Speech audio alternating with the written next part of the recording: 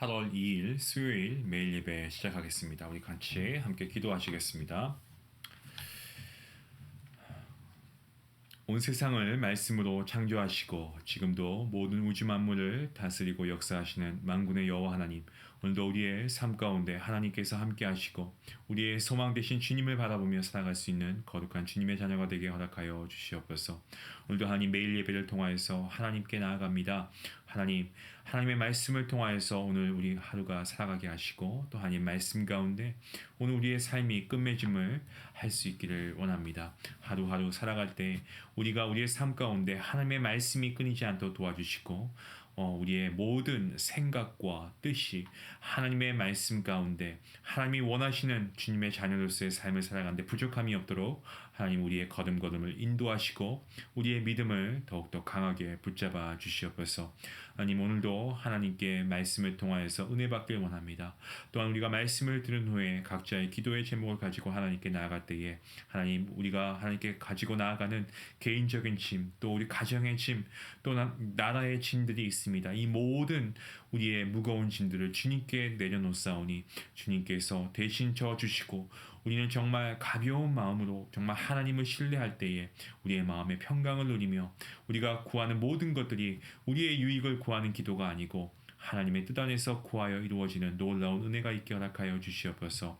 하나님 오늘도 우리가 말씀을 들을 때에 우리의 귀가 열리게 하시고 우리의 눈이 띄어지게 허락하여 주시옵소서. 아버지 하나님께서 우리의 가정과 우리의 자녀와 교회를 지켜주시고 아버지 이 나라와 주님의 정말 흩어져 있는 디아스포라 모든 주님의 교회들을 주님께서 붙잡아 주시며 아버지 복음의 역사가 아버지 주님 오시는 그날까지 끊임없이 일어날 수 있도록 하나님 함께 해주시옵소서. 다음 세대를 하나님 불쌍히 여겨주시고 이들이 하나님께 돌아올 수 있도록 하나님께서 은혜 베풀어 주시며 온 교회가 이를 위해서 함께 수고하며 했을 때에 하나님께서 놀라운 결실로 하나님 함께하여 주시옵소서. 오늘도 우리가 드린 예배 가운데 하나님 영광 받으시길 간절히 바라오며 이 모든 말씀 예수님의 이름으로 기도하옵나이다. 아멘. 함께 찬송가 14장 함께 하시겠습니다.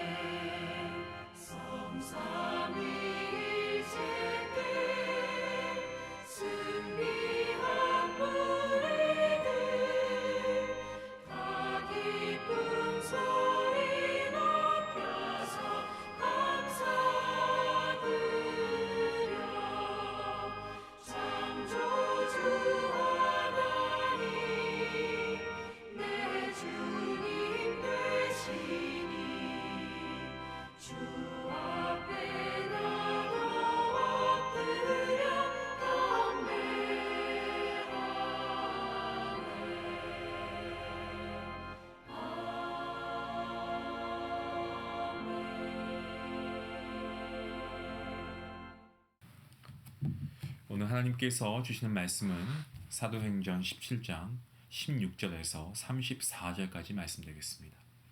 사도행전 17장 16절부터 34절까지 말씀 우리 함께 읽도록 하겠습니다. 함께 봅니다.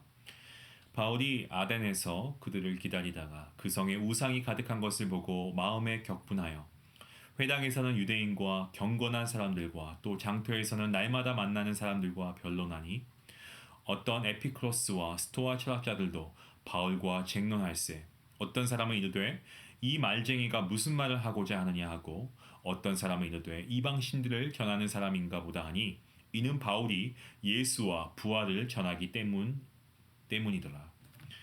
그를 붙들어 아레오바고로 가며 말하기를 내가 말하는 이 새로운 가르침이 무엇인지 우리가 알 수 있겠느냐. 내가 어떤 이상한 것을 우리 귀에 들려주니 그 무슨 뜻인지 알고자 하노라 하니 모든 아덴 사람과 거기서 나그네 된 외국인들이 가장 새로운 것을 말하고 듣는 것 이외에는 달리 시간을 쓰지 않음이더라. 바울이 아레오바고 가운데 서서 말하되 아덴 사람들아 너희를 보니 범사에 종교심이 많도다. 내가 두루 다니며 너희가 위하는 것들을 보다가 알지 못하는 신에게라도 새긴 단을 보았으니 그런즉 너희가 알지 못하는 위하는 그것을 내가 너희에게 알게 하리라. 우주와 그 가운데 있는 만물을 지으신 하나님께서는 천재의 주제시니 손으로 지은 전에 계시지 아니하시고 또 무엇이 부족한 것처럼 사람의 손으로 섬김을 받으시는 것이 아니니 이는 만민에게 생명과 호흡과 만물을 친히 주시는 이심이라.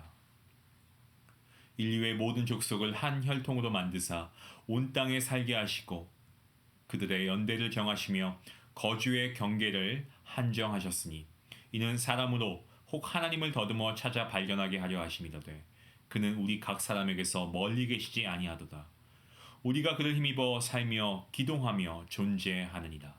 너희 시인 중 어떤 사람들의 말과 같이 우리가 그의 소생이라 하니 이와 같이 하나님의 소생이 되었은즉 하나님을 금이나 은이나 돈에나 사람의 기술과 고안으로 새긴 것들과 같이 여길 것이 아니니라. 알지 못하는 시대에는 하나님이 강구하셨거니와 이제는 어디든지 사람에게 다 명하사 회개하라 하셨으니 이는 정하신 사람으로 하여금 천하를 공의로 심판할 날을 작정하시고 이에 그를 죽은 자 가운데서 다시 살리신 것으로 모든 사람에게 믿을 만한 증거를 주셨음이라 하니라. 그들이 죽은 자의 부활을 듣고 어떤 사람은 조롱도 하고 어떤 사람은 이 일에 대하여 너 말을 듣지 않겠다 하니 이에 바울이 그들 가운데서 떠나매 몇 사람이 그를 가까이 하여 믿으니 그 중에는 아레오바고 관리 디누시오와 다말이라 하는 여자와 또 다른 사람들도 있었더라.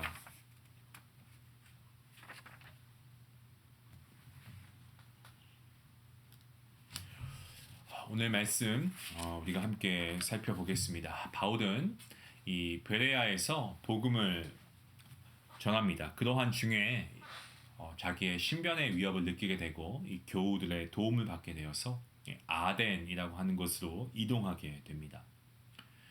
베레아에서 아덴까지는 대략 한 200마일 정도로 보고 있는데요. 실라와 디모데는 이 베레아에 계속 남아서 복음을 전하고 있었고 바울은 베레아의 교우들과 함께 이 아덴이라는 곳으로 향합니다. 인간의 시선으로 볼 때에는 이 핍박으로 인해 바울이 마치 이 선교팀에 가지고 있었던 어떤 목적을 이루어내지 못하고 나뉘어진 것처럼 보여질 수 있지만 사실 하나님의 계획은 이 고대 그리스도의 수도이며 또 헬라 문화의 중심지로서 이 세계의 어떤 철학과 또 지성을 선도했던 이 아덴의 복음을 상륙시키신 그러한 것을 우리가 보게 됩니다. 이 모든 것이 하나님의 계획하심이었죠. 하나님께서는 한 인물 바로 이 바울을 통해서 그리스 신들의 도시 아덴 이곳에서 하나님 나라와 복음을 선포하게 하시고 모든 우상 숭배에 대해 경고하시면서 회개를 촉구하고 있는 내용이 바로 오늘 본문의 말씀의 내용입니다.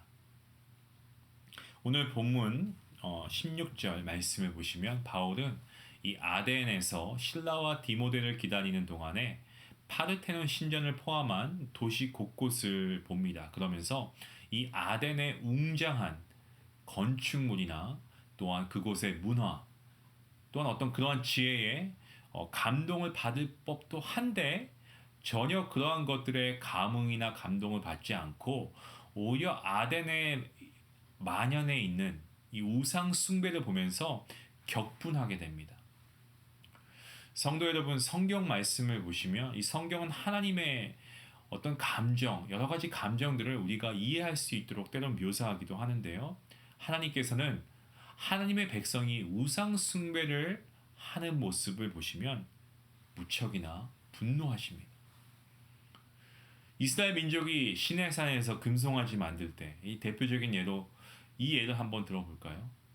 정말 이스라엘 민족 하나님의 택함을 입은 이 민족이 그들이 금송아지라는 우상을 만들어서 예배했을 때 북왕국이 사마리아에서 예배드리기 위해서 또 다른 금송아지를 만들었을 때도 그렇고 하나님은 진노하셨다라는 그러한 말씀을 우리가 성경에서 분명하게 보게 됩니다. 아덴에서 지금 바울이 분노하고 격분하고 있는 것은요, 저는 그렇게 이해했습니다. 이 바울이 하나님의 마음을 이해했기 때문이 아닐까? 하나님과 같은 마음, 하나님의 마음을 공감했기 때문에 그가 격노하고 있다. 저는 그렇게 생각이 들었습니다. 그렇게 생각이 드니까 이 바울이라는 사람이 정말 더 위대해 보이는 거예요. 하나님의 마음을 공감했다라고 하는 거. 여러분 이거 정말 대단한 거 아니겠습니까? 자, 그런데 본문 17절과 18절 말씀을 보시면 더 놀라운 바울의 모습을 보게 되는데요. 바울은 그의 마음에 어떤 정말 풍랑처럼 일었던 이 분노를 어떤 파괴적인 모습으로 그가 표출하지 않습니다. 그리고 오히려 이것을 전도의 현장으로 나아가게 하는 원동력으로 삼았다는 거죠. 전 여기서 우리가 이 교회라는 우리 성도님들 모두가 다 교회이지만 우리가 한번 교회라고 하는 입장에서 한번 적용해 보면 사실 우리는 어떻습니까? 이 거룩한 분노라는 명분을 내세울 때가 있지 않습니까? 그래서 우리가 교회 밖의 사람들을 우리가 때론 전혀 공감하려고 하지 않는 경우가 있습니다. 그저 정죄하려고만 하죠.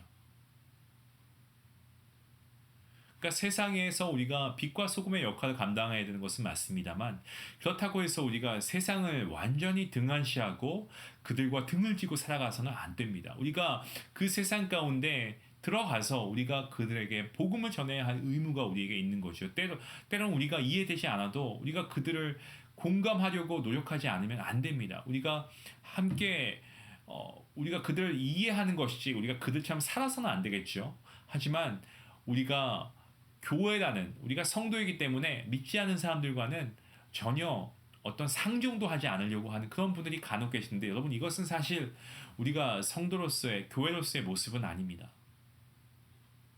교회 밖의 사람들을 우리가 전혀 공감하려고 하지 않는 모습이 있다면 이것은 정말 성경적이지 않은 모습입니다.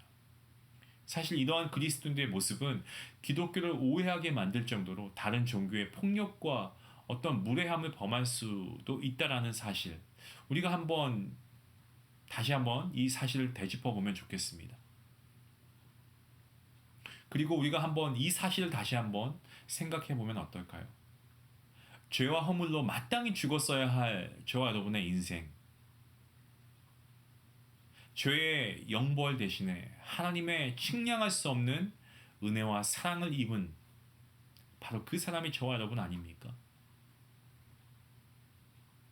하나님을 떠나 죄로 인해 정말 진멸되었어야 할 존재였지만 하나님께서는 하나밖에 없는 외아들 예수님을 화목제물로 나를 위해 기꺼이 내어주셨을 뿐만 아니고 또한 십자가에 달리신 주님께서도 아무런 저항 없이 우리를 사랑하셔서 그리고 하나님의 뜻을 순종하셔서 아무런 저항 없이 스스로 십자가에서 보혈 흘려 죽으시고 사흘 만에 부활하신 우리 주님 아니십니까? 여러분 바울은요 주님을 만나기 전에 예수님을 믿는 사람들을 잡아 죽이는 일에 앞장섰던 인물 아니었습니까? 하지만 주님을 만난 후에 바울은 복음의 내용뿐만이 아니고 복음의 본질적인 성격과 그 능력을 깨닫게 됩니다. 바울은 분노하시는 하나님의 마음에 크게 공감하는 만큼 오늘 말씀을 보면 회당과 그리고 장터에서 날마다 만나는 사람들에게 무엇을 합니까? 복음을 전하고 있습니다. 당시 아덴은 세계 철학의 중심지였고요. 그리고 세계를 주도하는 그런 새로운 사상의 발상지가 이 아덴이라고 하는 곳이었습니다. 에피쿠로스 학파는 고대의 이 이신론자들로서 우주를 창조하거나 다스리는 인격체로서의 신이 아니고 자연이나 인생의 개입이 없는 신의 존재를 주장했는데요. 이 그들은 마음의 평정을 통해서 행복을 누린다. 이것을 인생의 목표로 삼았습니다. 그게 바로 에피쿠로스 학파들입니다. 또 스토아 학파가 있는데 스토아 학파는 이 고대의 범신론자들이었습니다. 이 자연의 모든 요소들은 물론이고요. 신적인 존재들까지도 뭐 불과 공기를 재료로 해서 어떤 물질적 조합의 산물이다라고 그렇게 가르쳤습니다. 그래서 뭐 불이 공기가 되고 공기는 물이 되고 물은 다시 불로 돌아오는 어떤 물질의 그런 영원한 어떤 순환이라고 해야 되겠죠. 영원한 순환이 이러한 세계 변화의 본질이라고 생각했던 학파가 스토아 학파입니다. 이러한 에피쿠로스 학파 또 스토아 학파 이 두 사상은요 사실 오늘날까지도 의미가 확장되고 재해석되면서 이어지고 있는 것은 맞습니다. 아무튼 이 두 학파의 이러한 사상은 당시 대부분의 사람들이 사고하고 있는 어떤 그런 전제 그리고 합의 이런 것을 이루어냈고요. 그때 바울이 전하는 복음은 그들 입장에서는 새로운 것이었기 때문에 새로운 것이니까 대중들의 호기심을 자극하긴 했습니다만 이내 외면받고 조롱받게 됩니다. 자, 이러한 상황 가운데서도 아덴의 회당과 장터에서 계속해서 날마다 복음을 전했던 바울은 사람들에게 붙들려 아레오바고로 가게 되었습니다. 아레오바고는 화성에 속한 언덕이라는 의미를 가지고 있는데요. 화성의 신 마르스가 그의 딸 알키페를 능욕한 자를 죽인 후에 이 살인죄에 대해서 12신들을 불러서 이 언덕에서 재판을 받았다라는 그러한 전설이 있는 곳이기도 합니다. 이 아레오바고는 범죄를 한 그러한 죄인들에 대한 재판이 이 언덕에서 열렸고요. 그리고 그곳에서 지금 바울은 하나님은 모든 고대의 신들과 차별되시고 하나님의 심판이 있다라는 것을 선포하고 있습니다.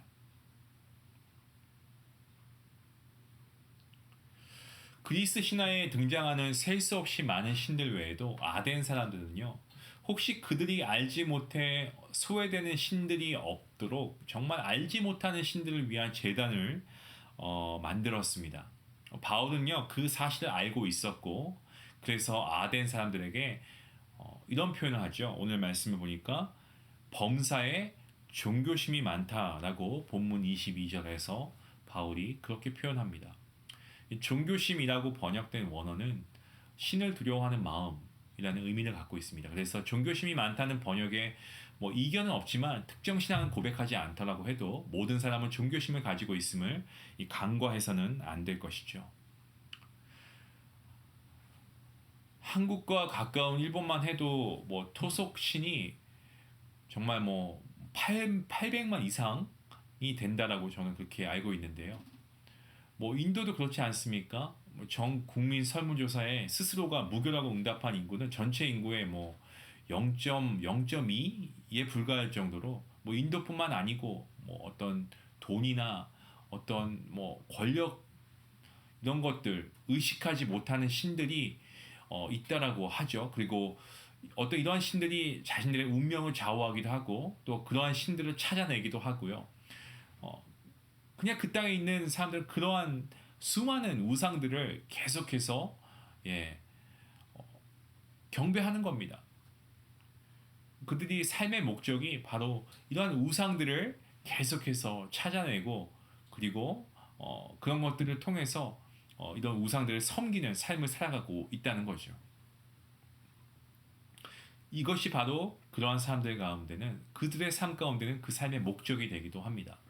성도 여러분, 우리가 주일에 예배를 드리고 우리가 또 믿음 생활을 해나가는 가운데서도 여러분 사실 우리가 교회 다니니까 나는 이런 우상을 믿는 이들과는 달라라고 생각할 수도 있습니다만 예 물론 맞습니다. 우리는 정말 참된 유일한 하나님을 믿는 하나님의 자녀이기 때문에 그렇습니다. 하지만 이러한 하나님을 예배하는 우리조차도 우리 안에 숨은 우상이 자리하고 있지는 않은지 우리가 한번 좀 신랄하게 우리 자신을 좀 되돌아봤으면 좋겠습니다. 여러분 그 우상은 다름이 아닙니다. 그 우상은요 우리의 재물이 될 수도 있고 우리의 환경이 될 수도 있고요 우리의 자녀가 될 수도 있고 우리의 가족이 될 수도 있고 그러니까 무엇이든 누구든지 간에 우리가 하나님보다 더 좋아하는 것이나 어떠한 그런 인물이 있다면 그 모든 것이 우상이 될 수가 있다는 겁니다. 때문에 그리스도인은 늘 하나님 앞에 우리의 마음을 점검하고 우리가 평생에 예배하고 즐거워해야 할 목적 있다는 거죠. 그리고 우리가 평생에 예배하고 즐거워해야 할 오직 유일하신 분은 하나님 한 분밖에 없다라는 이 고백을 우리가 해야 하는데 그러한 믿음의 고백이 오늘 우리가 이 말씀을 듣고 나서부터 우리의 입술에 매일매일 고백되어질 수 있기를 주님의 이름으로 먼저 간절히 축원합니다. 바울은 아덴 사람들이 알지 못하는 신들을 위한 제단을 쌓은 것을 지나친 종교심의 차원에서만 접근한 것은 아닙니다. 보시면 이 근본적으로 진리에 대한 어떤 무지의 관점으로 이해하고 복음을 계속해서 증거하고 있습니다. 그 말씀이 본문 24절부터 31절까지의 말씀입니다. 어떤 복음의 내용을 선포하고 있습니까? 먼저 바울이 말하는 복음의 중요한 이슈는 이겁니다. 창조주 하나님을 그가 선포하고 있죠. 아덴 사람들은 우주와 우리의 인생을 우연과 물질의 차원으로만 이해를 했습니다. 하지만 바울은 어떻습니까? 하나님께서 온 우주 만물을 창조하셨고 또한 우리의 인생이 주님의 섭리 안에 있다는 것을 선포하고 있죠. 아덴 사람들은 정말 많은 신들의 형상을 조각하기도 하고 신들을 위한 척서까지도 건축하기도 했습니다만 여러분 우리는 분명하게 믿지 않습니까? 하나님은 인간의 상상력의 어떤 창조물, 종교심이 만들어낸 신이 아닙니다. 때문에 모든 우상, 이 모든 아덴의 신들과 분명하게 구별되시죠. 하나님께서는 온 우주 만물을 말씀으로 창조하셨고 저와 여러분을 창조하셨기에 우리는 하나님을 우리의 지성으로 결코 제한할 수도 없고 우리의 욕망을 따라 조종할 수도 없습니다. 때문에 성도는 온 우주를 지으신 하나님께서 우리 인생을 돌아보시고 사랑하시고 이끄신다는 사실에 감격함으로 하나님의 섭리를 우리가 믿고 따르고 신뢰함으로 우리가 기쁠 때든지 슬플 때든지 가난할 때든지 풍족할 때든지 건강할 때든지 연약할 때든지 우리는 항상 하나님을 사랑하고 하나님께 영광 올려드리는 삶을 살아야 할 줄로 믿습니다. 오늘 바울이 전하고 있는 복음의 또 다른 메시지는 무엇입니까? 우리의 삶을 주관하시고 붙드시는 하나님을 선포하고 있죠. 하나님께서는 특정 국가와 어떤 민족의 신이 아니시고 모든 온 열방 민족을 족속을 창조하셨고 역사를 주관하시는 분이 우리 하나님이십니다. 이것은 우리의 모든 과거가 하나님의 어떤 각본대로 기계적으로 이루어지는 그러한 것을 의미하는 것이 아닙니다. 인류의 죄와 탐욕은요 결코 하나님의 은혜와 사랑을 이기지 못합니다. 그리고 아무런 소망 없는 우리의 인생에 하나님은 그저 뒤에서 바라만 보고 계시는 것이 아니고 우리를 먼저 찾아와 주시고 만나 주십니다. 우리가 하나님을 찾아가는 것이 아니고 하나님께서 우리를 만나 주신다는 거죠. 우리를 찾아오신다는 겁니다. 그리고 지금도 우리의 삶을 주관하고 붙드시는 분 하나님이시다라는 것을 사도 바울이 증거하고 있습니다. 또한 바울이 전하는 이 복음의 내용은 우리를 자녀 삼아 주신 하나님을 선포하고 있죠. 본문 28절 하반절 말씀을 보시면 어떻습니까? 바울이 그 당시 유명했던 스토아 철학자 이 아라투스의 시를 인용하고 있는데요. 아덴 사람들이 더듬어 발견한 이 진리를 통해서 주 예수 그리스도 안에 있는 양자됨의 은혜를 바울이 선포하고 있습니다. 예수 그리스도 안에서 우리는 주님의 자녀가 된다는 거죠. 이건 은혜라는 것입니다. 이것이 말씀하고 있는 것은 성도인 우리는 욕망의 도구로 하나님을 예배해서는 안 됩니다. 오직 우리가 예수 그리스도 안에서 인격적인 연합과 교제를 통해서 예배해야 한다는 겁니다. 때문에 우리는 함께 예배함이 기쁨이고, 또한 우리가 함께 교제하는 것도 이 모든 주님 안에서의 인격적인 연합과 교제를 이루어가는 하나의 방법임을 우리가 잊지 말고 우리가 함께 예배하고 교제하는 것에 힘쓸 수 있기를 간절히 원합니다. 또한 이 복음의 내용은 이렇습니다. 우리가 죄에서 돌아가기를 원하시는, 돌이키기를 원하시는 하나님의 마음을 선포하고 있습니다. 하나님을 알지 못하던 시대와 사람들을 무지와 방종에 내버려 두지 않으시고 예수 그리스도를 이 땅에 보내심으로 죄와 심판을 경고하시며 사망에서 생명으로 돌이킬 것을 선포합니다. 예수님의 십자가의 죽으심과 부활하심은 죄의 삭슨 사망이라는 것과 오직 주 예수 그리스도 안에 그분 안에만 생명이 있다는 것을 증거하고 있는 것입니다. 하나님께서는 예수 그리스도 안에서 인류가 살 길을 분명하게 보여주셨고, 또한 성령 하나님은 이러한 예수 그리스도의 은혜를 우리 믿는 성도들에게 적용시켜 주시고 그러한 믿음을 주심으로 단순히 생명을 얻은 것에 머무르지 않고 우리가 이러한 믿음 안에서 풍성한 삶을 영위하며 살아갈 수 있도록 이끌어 주십니다. 아덴 사람들은 바울이 전한 이 놀라운 복음을 듣습니다.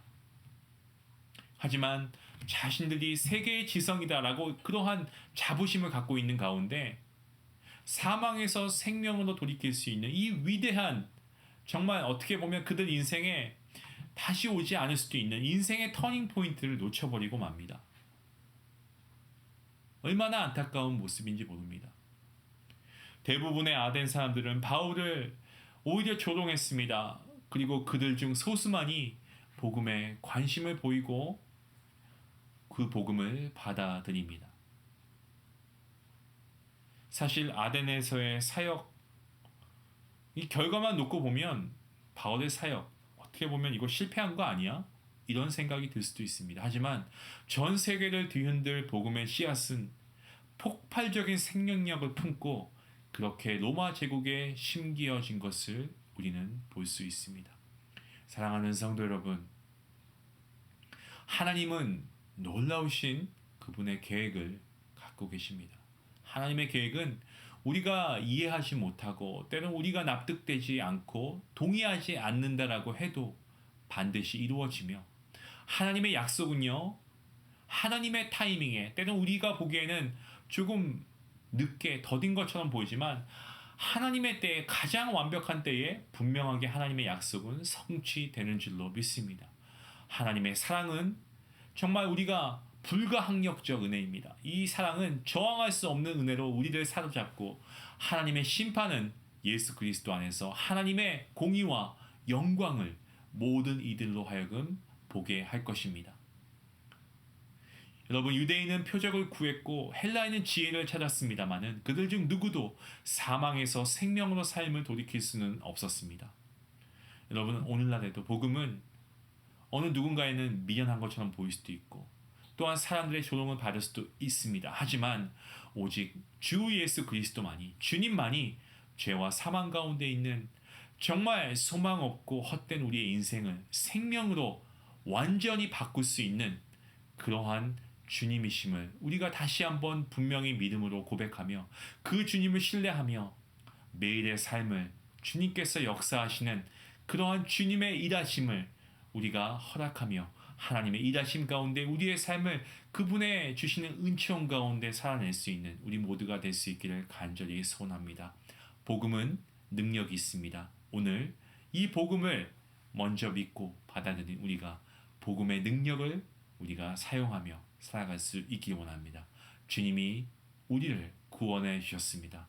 여러분 감사하는 마음으로 모든 영광 하나님께 올려드리며 오늘도 우리를 이끄시는 이 복음의 놀라운 능력이 우리의 삶뿐만 아니라 우리의 가정과 우리의 모든 삶의 구석구석 가운데 흘러넘치기를, 그래서 우리의 복음의 능력이 우리 안에서 우리의 주변에 정말 하나님의 믿지 못하는 그러한 자들에게도 이 복음이 아버지 하나님께 하나님의 능력으로 이 복음이 전달되어서 정말 그들이 사망에서 생명으로 옮겨질 수 있는 그 놀라운 역사를 우리가 함께 목격하며 하나님께 감사의 영광 올려드릴 수 있는 그날을 우리가 고대하고 기대하는 가운데 오늘도 우리가 하나님께 말씀을 가지고 나아가는 시간이 되었으면 좋겠습니다.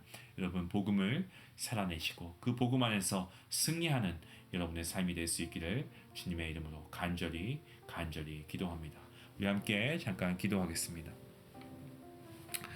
하나님 아버지 감사합니다. 하나님께서 오늘도 말씀으로 우리에게 귀한 은혜의 깨달음을 주시니 하나님 감사하고 또 감사합니다. 세상의 헛된 신과 욕망을 따라 사망으로 정말 치닫고 있던 우리의 삶을 돌이켜서 주 예수 그리스도 안에서 생명을 주시고 풍성한 삶을 살게 하시니 이 또한 하나님의 은혜이고 감사합니다. 하나님을 우리가 생각하고 정말 계획하는 대로 움직이려는 우상 숭배적 신앙생활에서 우리가 돌아가게 하시고 정말 이 돌이키게 하시고, 그래서 우리가 정말 하늘 이 땅보다 높은 같이 주님의 그 넓고 깊으신 그 사랑, 그 주님의 생각, 정말 우리가 하나님의 높으심을 우리가 신뢰하며 순종하는 신앙생활이 되게 하나님 우리의 믿음을 붙잡아 주시옵소서. 오늘 우리가 살아가는 매 순간순간이 정말 하나님이 역사하시는 귀한 날이 될 수 있기를 원합니다. 하나님 구원의 능력, 복음의 능력을 체험하게 하시고 이러한 복음을 누리며 살아갈 수 있는 우리 모든 성도들 될 수 있도록 인도하여 주시옵소서. 감사하며 예수님의 이름으로 기도하옵나이다. 아멘. 오늘도 우리가 말씀을 들었습니다. 여러분 바울이 하나님을 알지 못하는 사람들에게 복음을 전한 모습, 그의 열정 참 너무나 우리가 도전받아야 되겠습니다. 우리가 우상 숭배 하지 않는다라고 하지만 우리가 하나님과 동등하게 사랑하는 것이 있다면 그것이 우상 숭배입니다. 하나님보다 더 많이 생각하고 더 우리가 마음을 주는 게 있다면 그것이 우상이 될 수 있으면 우리가 다시 한번 생각하면서 우리가 회개하는 시간이 되었으면 좋겠습니다. 이 말씀을 생각하시면서 정말 하나님을 온전히 신뢰하며 하나님을 온전히 예배하는 우리 모두가 되게 해주시옵소서. 같이 우리 함께 기도하시며 나아가겠습니다. 기도하시겠습니다.